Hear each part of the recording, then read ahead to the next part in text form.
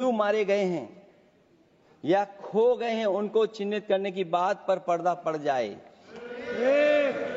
अध्यक्ष महोदय, मुझे खुशी इस बात की कि हमारा धर्म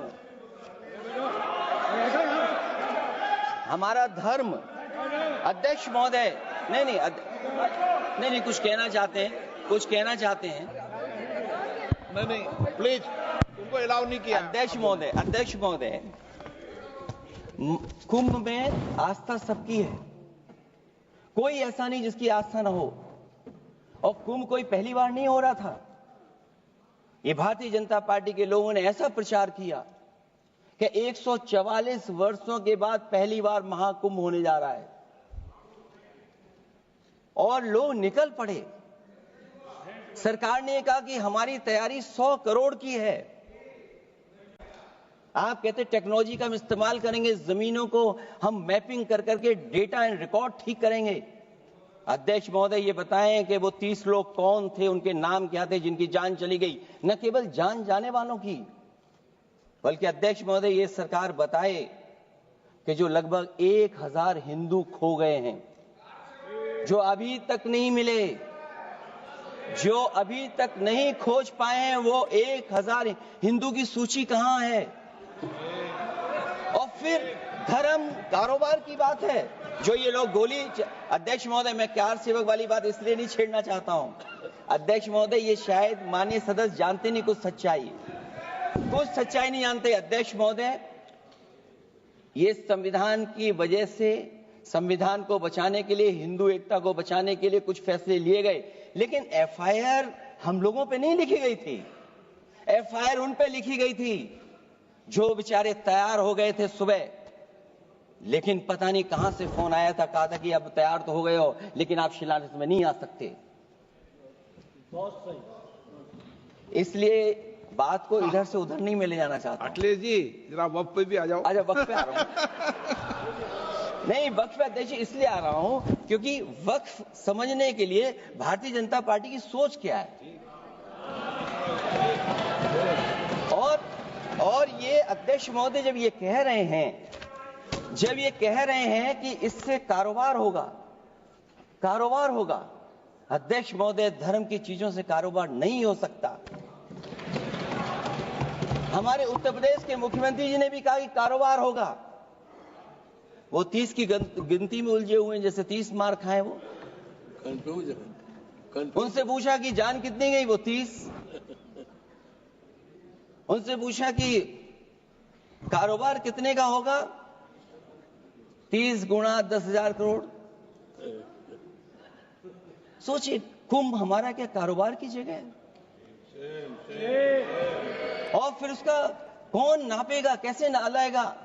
और फिर हमारे माननीय मंत्री जी कह रहे हैं कि जमीन, चाहे वो रेलवे की हो, चाहे वो डिफेंस की हो, वो भारत की जमीन है। मैं भी स्वीकार करता हूं कि रेलवे की जमीन भी भारत की है, डिफेंस की भी जमीन भारत की है। क्या डिफेंस की जमीन नहीं बेची जा रही मंत्री जी? अध्यक्ष महोदय, क्या रेलवे की जमीनें नहीं बेची जा रही हैं? अध्यक्ष महोदय, केवल यहां तक नहीं, कितना हस्तक्षेप होता है। वक्फ भी भारत के, इसीलिए तो कहीं ना कहीं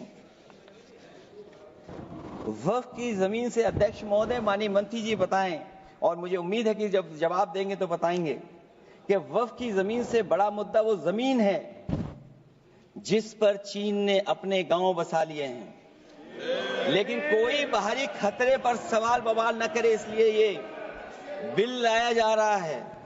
और माननीय मंत्री जहां से आते हैं, जिस प्रदेश से आते हैं, कम से कम ये तो बताएंगे कि वहां कितने चीन ने गांव बसा लिए, घर बन गए हैं। अध्यक्ष महोदय, आपके माध्यम से सरकार गारंटी दे कि वक्फ की जमीन कभी भी किसी भी पैतरेबाजी से, किसी और मकसद के लिए किसी और को नहीं दी जाएगी। वक्फ की वर्तमान व्यवस्था में चाहे 5 साल के धर्म पालन की पाबंदी की बात हो, या कलेक्टर से सर्वेक्षण के हस्तक्षेप की बात हो, या वक्फ परिषद या बोर्ड में बाहरियों को शामिल करने की बात हो, इन सब का उद्देश्य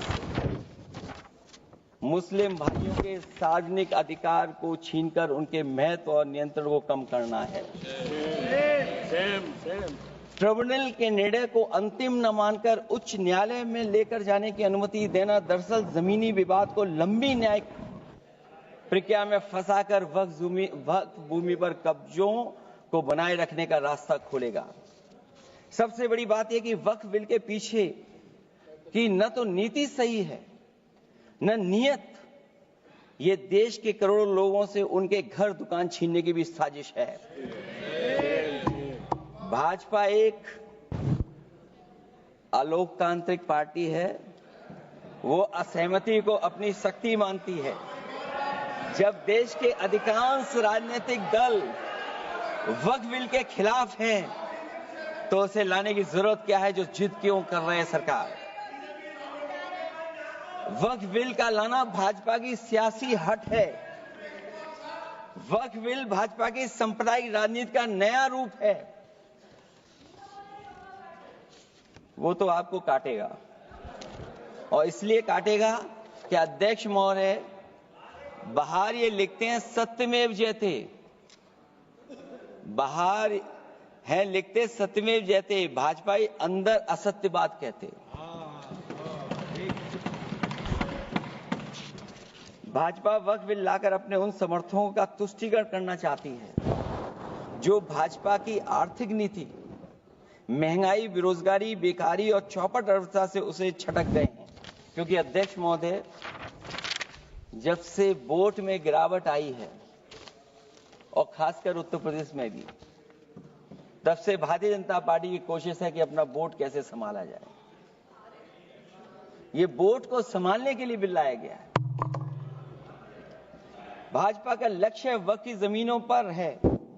इन जमीनों का नियंत्रण अपने हाथ में लेकर इन जमीनों को पिछले दरवाजे से अपने लोगों के हाथों में दे देना चाहती है।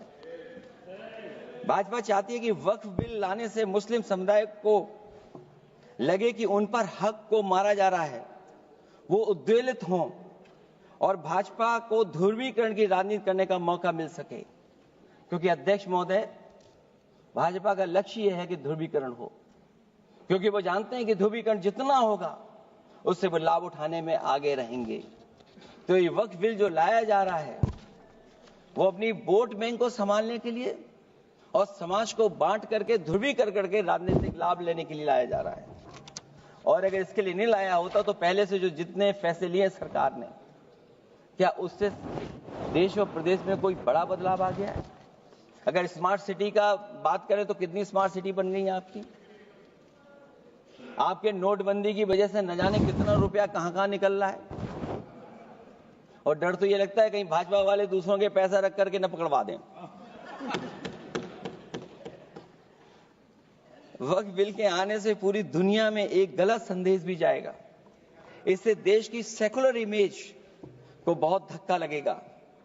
वक्फ बिल भाजपा की नफरत की राजनीति का एक और अध्याय है। मैं अंत में कहना चाहता हूं कि अभी तो आपने साथी संभाल लिए हैं, एक साथी तो मुझे दिखाई नहीं दे रहा है,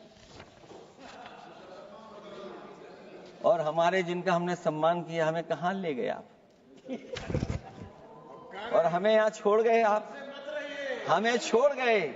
हमें देखिए सभापति महोदय देखिए राजनीति क्या है। हमने आपका हाथ पकड़ा और हम यहां आ गए, और आप हमारा हाथ छुड़ा करके वहां चले गए। इसलिए देखिएगा कब हमारा इनका हाथ मिल जाए। और मैं अध्यक्ष सभापति महोदय ये कहना चाहता हूं कि वक्फ बिल भाजपा के लिए वाटरलू साबित होगा, क्योंकि ऊपर से तो हाँ हाँ कह रहे हैं, लेकिन अंदर ही अंदर बहुत सारे साथी सहमत नहीं है। मैं अंत में इतना ही कहना चाहता हूं कि ये वक्फ बिल जो लेकर के आए, कोई उम्मीद लेकर के नहीं आ रहा है। ये सोची समझी रणनीति का हिस्सा है, क्योंकि इनका जो वोट बिखर गया है, ये मुस्लिम में भी बंटवारा चाहते हैं। मुस्लिम इस्लाम धर्म में कहीं बंटवारा नजर नहीं आता है, लेकिन इनकी कोशिश है कि इस बिल के माध्यम से हम मुस्लिम भाईचारा में भी बंटवारा करते हैं। बंटवारा तो पीडीए करेगा अभी, अभी देखिएगा सभापति महोदया, हमारे एक सदस्य कह रहे थे कि चुनाव बहुत अच्छा होता है। इनसे बेहतर किसने चुनाव देखा होगा? चलिए धन्यवाद। वोट ही नहीं डालने दिया। चलिए सभापति महोदया, मैं धन्यवाद देता हूं। मैं और अपने दल और साथियों के साथ कहता हूं कि समाजवादी पार्टी बिल का विरोध करती है, वोट पड़ेगा तो हम इसके खिलाफ वोट डालने जा रहे हैं। माननीय सदस्य श्री